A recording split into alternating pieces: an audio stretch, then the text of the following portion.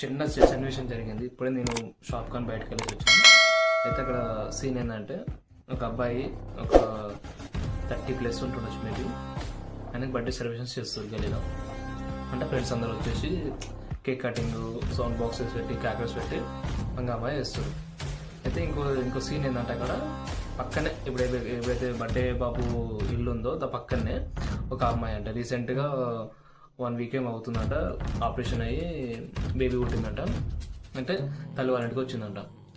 ఆ క్రాకర్ సౌండ్కి, ఆ బాక్స్ సౌండ్కి అమ్మాయి ఉక్కబెట్టి ఏడుస్తున్నా కూడా వినవలేదంట. అంటే తన తల్లి వాళ్ళు వీళ్ళు ఆమె ఒక రూమ్లో ఉంటే తల్లి వాళ్ళు ఇంకో రూమ్లో ఉండి చూసుకుంటే ఉక్కబట్టి ఏడుస్తున్నా కూడా చూడని పరిస్థితి వచ్చింది. అంటే మన ఎంజాయ్మెంట్ మనం చేయలేదు, మన ఎంజాయ్మెంట్ ఇంకొకరికి ఇబ్బంది కావద్దు.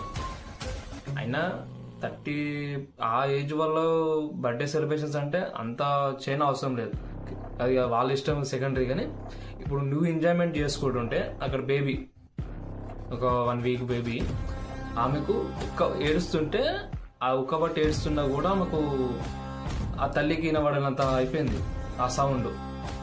అంటే ఎంత దూరంగా లేదు తల్లి, ఒకటే ఇంట్లో ఉందంటే ఇప్పుడు అది పెద్ద రచ్చ అవుతుంది గల్లీలో. ఇప్పుడు నువ్వు బర్త్డే సెలబ్రేషన్స్ కోసం అనేసి ఇంతమందిని ఫ్రెండ్స్ని పిలిపించుకొని అంత హంగామా చేస్తున్నావు. ఇప్పుడు ఆ బేబీకి అంటే బేబీ సేవే ప్రజెంట్, ఆమెకు ఇంకేమైనా అయ్యింది అనుకో, ఏదైనా చిన్న ఇంజురీ అయింది అనుకో, ఇప్పుడు నీ సెలబ్రేషన్స్ వల్ల ఒక బేబీకి ఇబ్బందే కదా. నువ్వు హ్యాపీగా నువ్వు తాగి నీ హంగామా నువ్వు ఉన్నావు, అక్కడ వాళ్ళ బేబీని చూసుకునేంత సౌండ్ కూడా నీకు, వాళ్ళు ఏడ్చిన సౌండ్ కూడా వినిపిస్తుంది అంటే బేబీకి. అంటే బేబీ ఏడుస్తున్న సౌండ్ కూడా వాళ్ళకి వినిపించినంత అయిపోయింది. అంటే మనం ఇప్పుడు ఏంటంటే చెప్పేది ఏం లేదు, ఇలా పెద్ద ఇష్యూ ఏం లేదు. నీ ఎంజాయ్మెంటు పక్కోనికి ఇబ్బంది కాకుండా చూసుకోండి. Okay, thank you.